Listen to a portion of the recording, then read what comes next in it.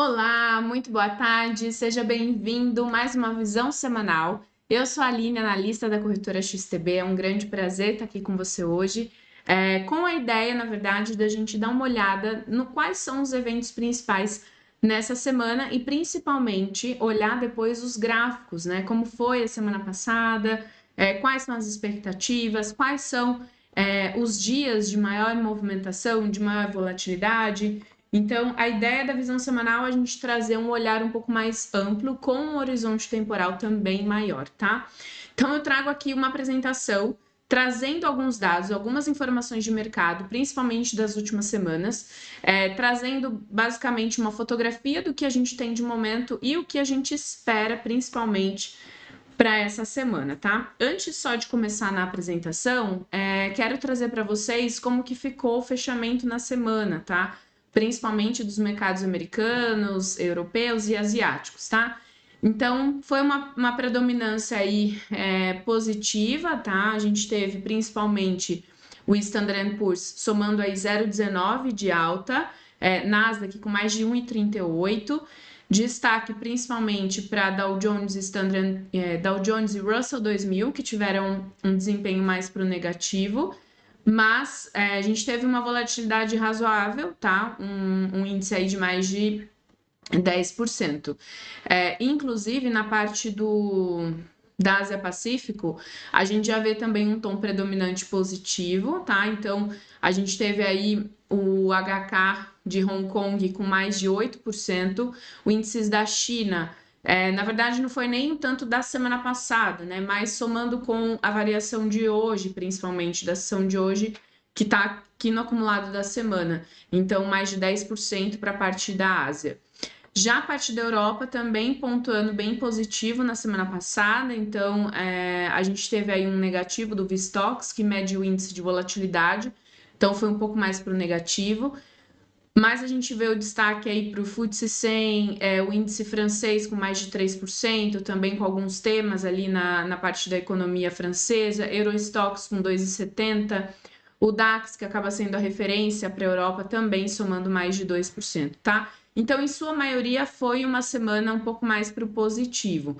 Por parte das moedas, na semana, a gente viu um dólar mais fraco. Isso muito se deu também por conhecer os dados de payroll, né, onde o mercado de trabalho mostra um pouco mais de resiliência, fez com que o mercado continuasse apostando numa redução de taxas, então isso traz uma fraqueza aí para o dólar, pensando na semana, tá? O ien acaba que também, né, continua bem mais fraco, então a gente vê um cenário um pouco mais aparentemente equilibrado, mas ainda assim com um dólar um pouco mais fraco, um ien mais fraco. As moedas que ganharam um pouco mais de força foram a libra, franco suíço principalmente, dólar canadense também mais fraco, então de modo geral os índices se comportaram mais para o positivo e as moedas um pouco mais para o negativo, tá? Pensando aí, óbvio, no sentimento de modo geral, tá? Voltando então aqui na parte da apresentação, a gente traz e a gente começa a observar uma euforia em Wall Street, né? Pensando também já nos próximos dias, né? A gente está na reta final do fechamento de 2024, muita coisa ainda precisa acontecer antes do fechamento do ano.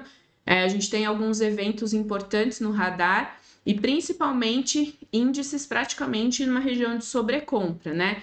Então a gente começa a se perguntar se essa euforia que a gente vê nos mercados e principalmente no comportamento dos índices, se eles vão se manter, né, por muito tempo. Aqui eu trago um relatório, né, um gráfico onde ele mostra que historicamente mercados de alta duram cerca de 5 anos, tá? Com valorização média de 180%. No ciclo atual, começou em 2023, pode durar até 2026, 2028, se ele se estender. Os dados históricos, obviamente, não vai garantir comportamento, mas a gente vê, por exemplo, 7 anos de tendência de alta, 4, 3,6, 2. Então, na média, seria em torno de 5 anos e meio, tá? A gente está de momento aqui, desde 2022, cerca de 2 anos aí num cenário mais de alta, já teve uma valorização em torno de 61%. Aqui estou tomando em base o Standard & Poor's, tá? Então, a gente está visualizando ele como a referência, tá?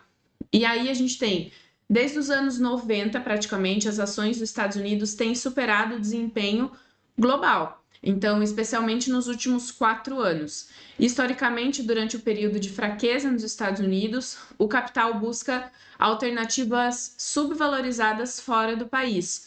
Então, quando a gente tem uma fraqueza nos Estados Unidos, a gente vê uma queda no mercado americano, mas isso não significa que há um prejuízo no mercado de um modo geral, porque às vezes os investidores acabam procurando outras formas de investir, tá? As avaliações, então, estão extremamente altas, a gente vê um desvio padrão acima de 3, tá? Em relação aos outros mercados. Então, aqui a gente pode ver já uma diferença muito grande frente a outros momentos de máximas, né? De uma sobrecompra. Então, no momento atual, é o momento onde mais a gente teve com os índices e com os preços das ações em seus níveis mais altos, tá? Aqui a gente compara até com o momento ali, né, da internet, né, que foi a parte dos .com, né, e também o Nifty 50. Então, nas duas bolhas ali que aconteceu, tá? E aí a gente consegue comparar, inclusive, os fundamentos fortes dos Estados Unidos, né? Então, o domínio global das empresas americanas, a falta de competitividade na Europa, fraqueza da China, isso faz com que os mercados emergentes também estão poucos desenvolvidos. Então, nesse cenário onde a gente tem falta de competitividade na Europa, fraqueza na China, mercados emergentes pouco desenvolvidos, traz um olhar ainda maior para os Estados Unidos, tá? Aqui a gente traz também o Standard & Poor's sendo negociado a 22 vezes os lucros estimados para 2025, ou seja, acima da média histórica, que é de 15,9 desde 1990. Ou seja, se tivesse nessa média histórica de 15,9, ele estaria sendo negociado ali próximo dos 4.200 pontos hoje, né? E a gente sabe que está muito acima disso. Apesar das avaliações, então, mais elevadas, o mercado encontra um suporte nos preços mais baixos do petróleo, cortes de juros previstos pelos bancos centrais e uma economia americana mais sólida, tá? Por enquanto, parte de geopolítica também está em segundo plano. Já em comparação, a recuperação das margens operacionais tem ajudado a justificar as altas avaliações, tá? O PL de 12 meses de 25, de fato, né, para a economia americana é elevado, teve um aumento aí de 36% no ciclo atual. Uma alternativa é que o Standard & Poor's, se ele ponderado igualmente, traria um PL mais baixo, em torno de 19% aproximado, tá? Então, aqui a gente vê algumas avaliações também em relação a isso. E por que essas avaliações das empresas, e que a gente vê refletido principalmente no Standard & Poor's, estão altas, mesmo fora o setor de tecnologia, né? Principalmente também excluindo petróleo e gás. Porque não atingiram os níveis da bolha.com, como eu comentei, ou da época ali de 2021. Então, o mercado precifica um crescimento acelerado de lucro por ação para 2025. Então, mesmo com todos os desafios da economia americana, o mercado ainda precifica um lucro por ação para 2025 maior. Então, isso ainda faz com que os investidores permaneçam posicionados em empresas americanas, tá? Então, isso também faz com que eles ignorem notícias negativas e exagerando demais as positivas, tá? Então, um exemplo, o índice de preços ISM de serviços, que a gente conheceu recente, mais para frente a gente vai falar sobre isso, subiu para 58, tá? Isso, de uma certa forma, um relatório geral, de modo geral, foi fraco, mas o mercado interpretou de forma positiva, porque aumenta as apostas num corte de juros na Reserva Federal, e isso apesar dos sinais da inflação sendo mais persistente, principalmente na parte dos serviços. Então, a gente vê que a gente tem dados mistos por parte da economia americana. Alguns dados apresentam desaceleração, outros apresentam fortaleza, mas quando o mercado desacelera, a gente tem correções, mas não tão fortes. Agora, quando mostra resultados positivos, a gente tem uma valorização muito mais forte, tá? Então, aqui a gente vê o PL, né, geralmente ali acima de 20, E aqui é o que a gente tem de expectativas para as ações no futuro, considerando os próximos trimestres, tá? Então, em torno de 15, 12, 13%, uma porcentagem aí relativamente alta. Ou seja, né, complementando, os investidores estão aceitando um prêmio de risco modesto, em torno de 4%, esperando retornos menores das ações e quedas nos rendimentos. Então, o otimismo lembra o período antes da liquidação das ações de tecnologia em 2001, mostrando que a situação, de certa forma, não é inédita, tá? Então, as ações caras dos Estados Unidos devem levar os investidores a diversificar além dos Estados Unidos.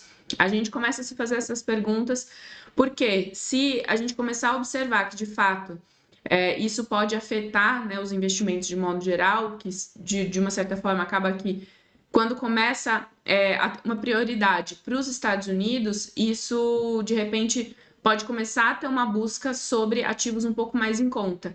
Mas aí a gente cai naquela questão que eu estava comentando com vocês anteriormente, principalmente quando a gente olha Europa com uma desaceleração econômica, podendo de repente entrar num cenário de recessão. China também, né, não está tão acelerada assim. Os mercados emergentes com suas particularidades, principalmente desvalorização monetária. Então, tudo isso traz um certo desafio se a gente começa a observar, principalmente para 2025, tá?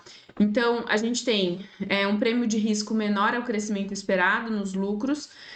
Mesmo assim, ele é positivo, mas quando ele calcula em relação à taxa atual de crescimento dos lucros do Standard & Poor's, ele está se aproximando de níveis negativos. E isso poderia ser um sinal de alerta, né? A gente também se pergunta sobre isso.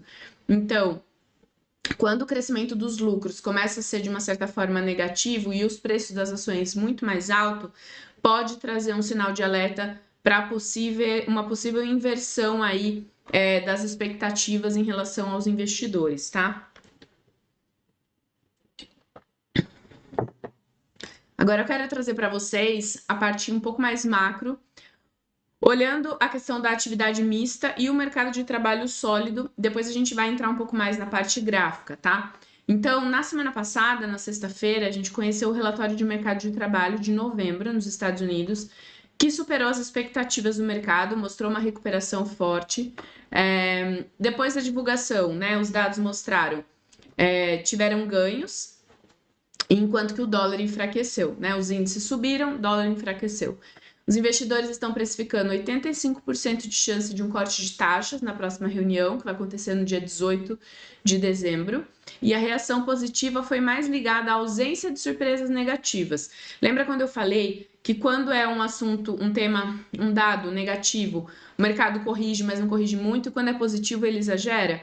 Então, ou pelo menos não teve nenhuma, como estava dizendo, né, nenhuma surpresa negativa, ele acaba que reage muito positivo. Então, aqui a gente teve uma correção por parte do mês de outubro, né, que veio, então, um aumento, que era de 12 mil para 30 e pouco, e principalmente na leitura do mês de novembro, que ficou um pouco acima dos 200 mil na geração de emprego, tá? 36 mil em outubro, foi revisado de 12. Enquanto isso, os dados de ADP mostram um aumento de emprego em torno de 146 mil. Nos últimos meses, o dado do ADP forneceu números mais próximos ali e dentro das estimativas do mesmo do payroll.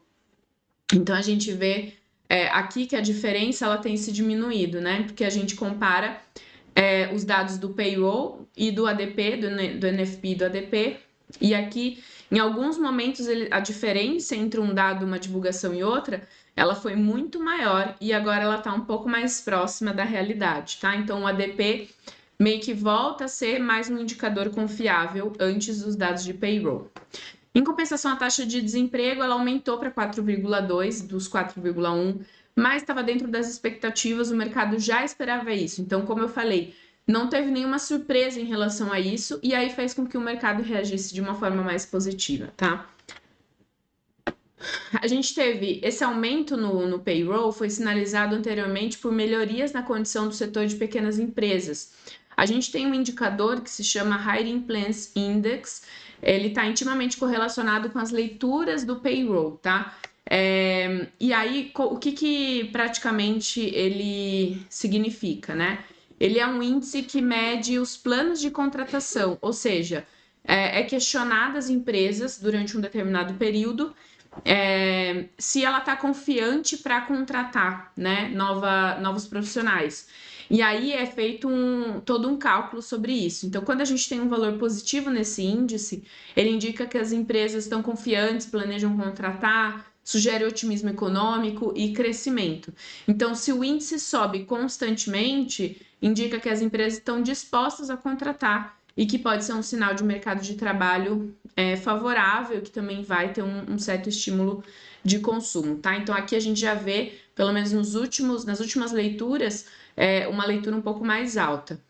E também os investidores receberam dados positivos dos relatórios de vagas, que foram o JOLTS, um aumento de 7 milhões e 74, acima dos 7,48 esperado.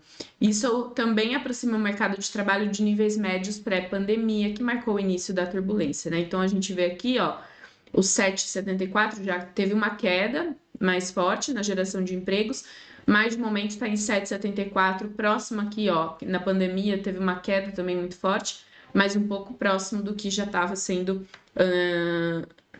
disponibilizado anteriormente, tá? Então, na semana passada, a gente teve muitos dados de mercado de trabalho.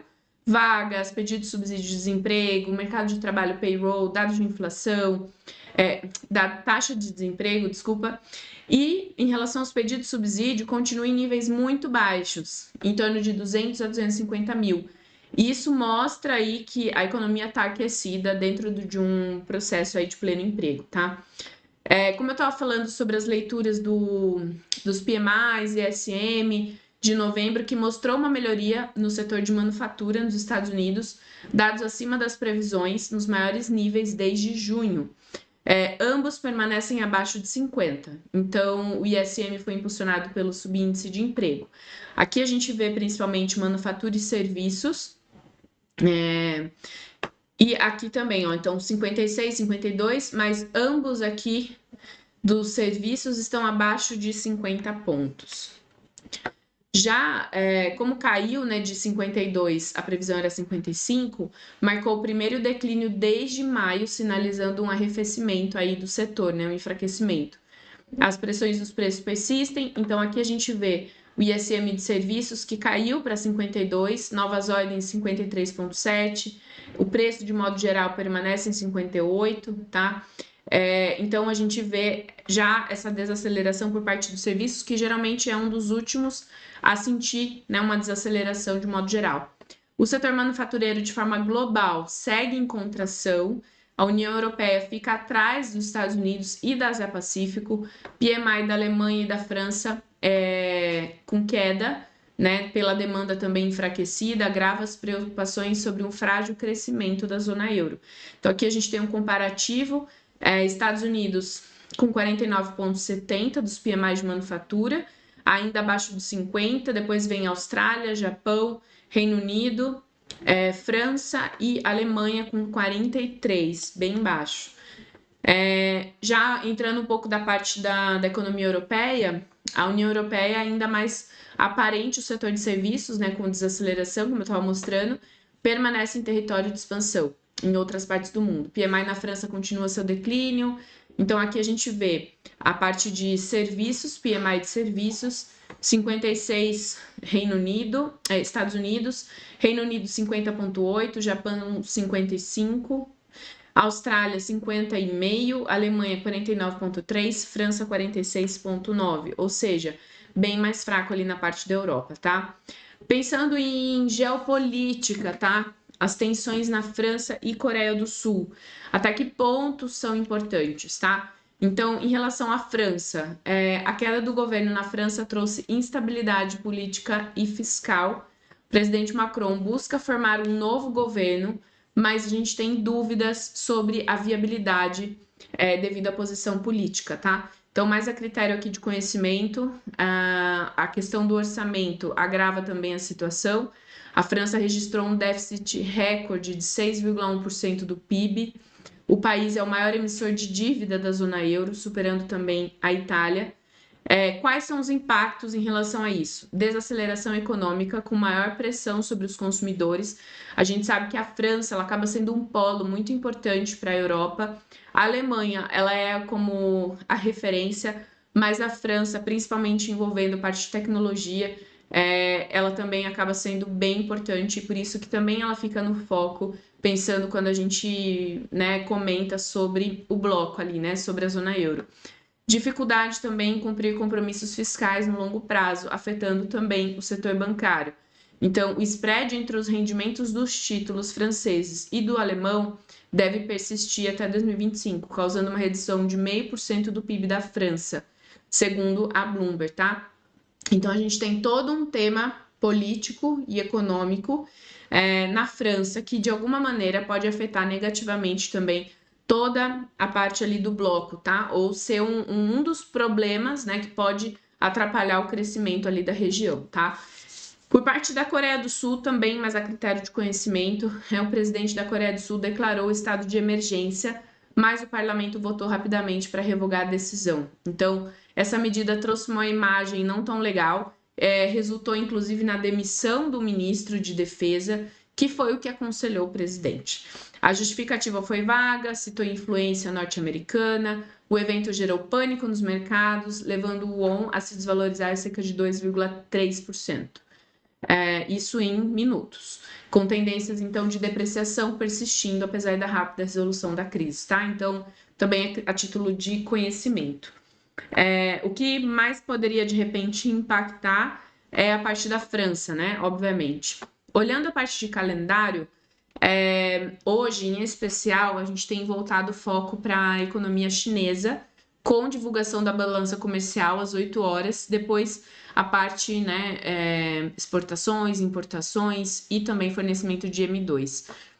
Já nessa semana, a gente tem na terça-feira o que eu chamaria atenção, tá? Estoque de petróleo bruto às 6h40, tá? E depois a gente tem dado de inflação às 4 da manhã por parte da Alemanha. E isso, o mensal, anualizado e o harmonizado, né? Considerando ali pela região, pelo bloco. O destaque, na verdade, para a semana vai ser na quarta-feira, 10h30 da manhã, com os dados de CPI, os dados de inflação dos Estados Unidos. Vai ser um dado bem importante, porque como a gente já conheceu o mercado de trabalho na semana passada, agora a gente vai conhecer os dados de inflação, porque na próxima semana a gente tem decisão de política monetária, tá? Aqui a gente já começa com decisão de taxas por parte do Canadá, que também vai ser na quarta-feira. E depois, na quinta, a gente tem Christine Lagarde falando às 10h45, PPI, que é inflação ao produtor, também pode ser interessante. A gente tem Banco da Suíça também fazendo decisão de taxas de juros na quinta. E BCE também no dia 12, tá? Na quinta-feira também, Banco Central Europeu, nessa quinta-feira, às 10h15 da manhã, decisão de política monetária. Por parte da sexta-feira, entra vários dados sobre produção industrial, e o destaque aqui pode ser os dados de inflação, principalmente para a Espanha, que entra ali como uma referência por parte da zona euro, tá? No domingo, a gente volta com mais alguns dados, principalmente PMI de manufatura, já envolvendo aqui a Austrália, e também mais algumas informações por parte da China, e dou destaque aqui para as vendas a varejo, tá? Mas de modo geral, assim, o que a gente tem de mais importante? CPI na quarta, decisão de política monetária na quinta-feira do BCE, tá? Então, a gente vê um cenário onde existe mais possibilidade de redução do BCE do que da Fed, mas o mercado ainda precifica uma Fed ali pelo menos de 25 pontos de redução na taxa para a próxima semana. O Banco Central Europeu está um pouco mais pressionado, principalmente por conta dos dados que estão mais fracos ali na região. Então, o mercado espera, né, uma queda um pouco mais agressiva das taxas de juros, tá? Então, aqui, a gente olhando para o euro com o dólar, a gente viu uma certa recuperação depois dos últimos, não conseguiu praticamente se manter sobre as regiões de 1,06, 0,67. Hoje ele vem para um cenário mais negativo, uma vela que demonstra uma certa indecisão, né? Com muita sombra, um corpo menor, mas ele ainda assim está sobre os 23,6. Então, vamos ver como fecha hoje, se de repente pode abrir ali para um cenário um pouco mais alto, ou se ele volta e vem trazendo um cenário um pouco mais para o negativo, tá? Se o dólar estiver mais forte, a gente vê esse gráfico em quedas. Se caso contrário, o dólar estiver mais fraco, a gente vê esse gráfico aqui subindo, então, porque daí o euro, consequentemente, estaria mais forte. Ó, aqui a gente vê máximos crescentes, então me dá a entender que teria espaço, né? Não está sobrecomprado nada, poderia continuar esse movimento de alta. Já por parte da Libra, vamos falar primeiro dos ativos, né, envolvendo a Europa, depois a gente vem para os Estados Unidos, tá?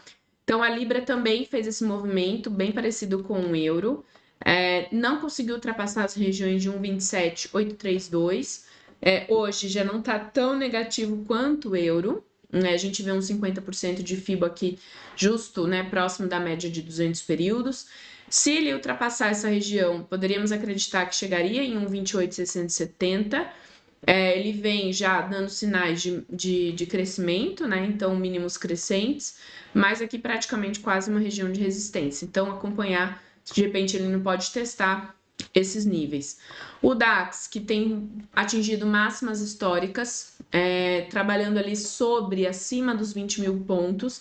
Então, uma região importante, inclusive a gente pode colocar aqui como uma referência. Funciona muito bem, número psicológico ali, né? Tudo que é número redondo. Então, se continuar correções, hoje vem com uma vela um pouco mais negativa, né? Então, se vir para correções, nem que seja ali próximo dos 20 mil pontos, já daria em torno de quase 2%. Então, atenção, não é nada absurdo, é possível correções nesses níveis. Então, o DAX mais ficaria atento, justamente por conta de estar trabalhando em máximas, poderia ter uma possível correção. Acredito que sim, vamos mostrar Standard & Poor's também. Então, Standard & Poor's bateu máximas, também começa com uma vela mais vendedora na sessão de hoje. Chegou ali sobre os 6.100. Lembra que eu estava comentando de um PL ali em torno de 19, que seria interessante, daria em torno de 4.600 pontos. A gente está com mais de 1.500 a mais, né? Então, de 1.500 pontos a mais, bastante coisa. Então, se ele vir para esse cenário de queda, a gente utiliza essa última referência anterior, 6.049. Se ele ultrapassar, continuar essa tendência essa correção, a gente tem ali como referência as regiões dos 6.000 pontos. Nasdaq também máximas, 21.691, também com cenário mais de correção para a sessão de hoje. Ficaria atento ao máximo, né, o último anterior, 21.252, tá? Então, mesma coisa aqui, se ele vir para as correções, ó, dá em torno de 1,8%, 1,9%, tá? No RSI,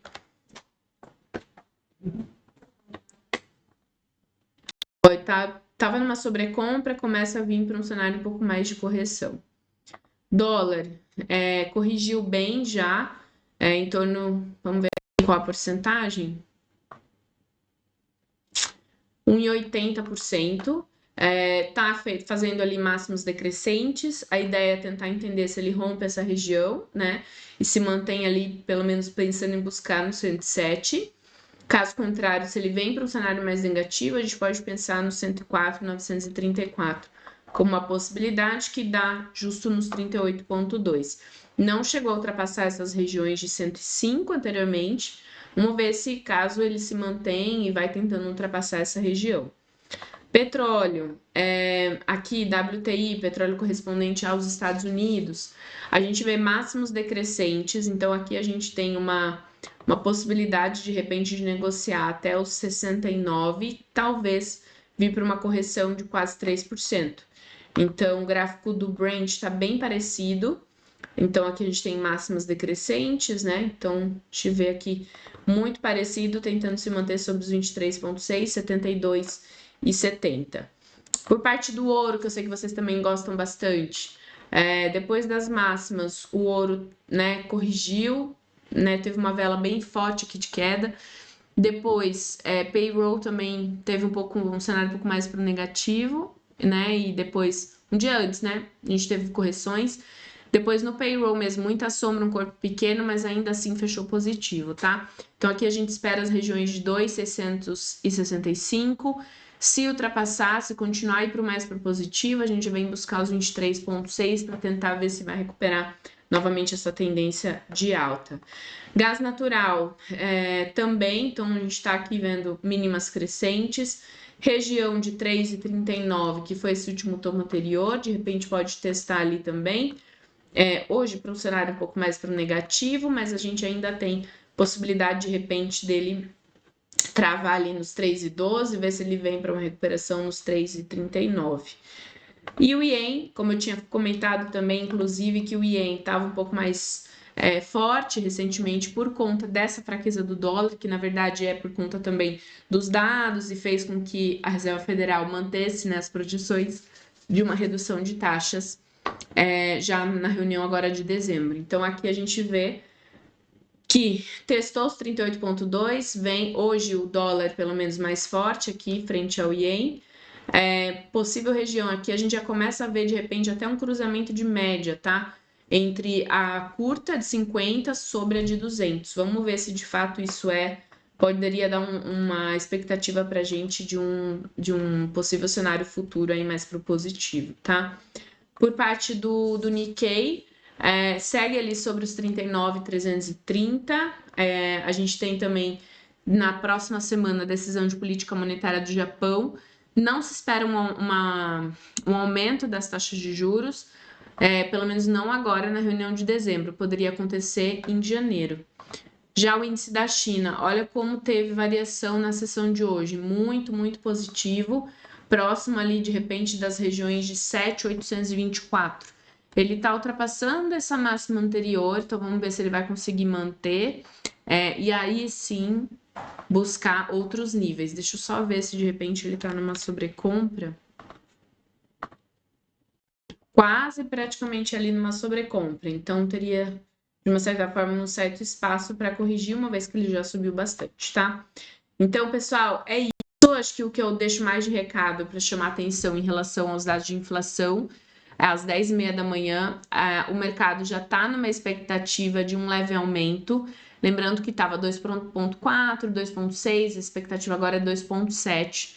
Então, qualquer coisa que venha dentro do que o mercado espera não traz surpresa, mas que nada, o mercado vai assimilando um pouco dessas informações e aí a gente vai acompanhando também, tá? Na parte de notícias, sai muita informação praticamente em tempo real. Então, se você quiser saber sobre algum ativo em específico, ou também se de repente não tem algo que você queira, você pode entrar em contato diretamente com o seu executivo, tá bom? Pessoal, muito obrigada pela companhia, pela participação. Espero que vocês tenham gostado. Espero que traga um pouco mais de luz, informação aí para a semana, para guiar vocês, né, nas negociações. Qualquer coisa a gente vai conversando, tá bom? Muito obrigada, um grande abraço. Tchau, tchau.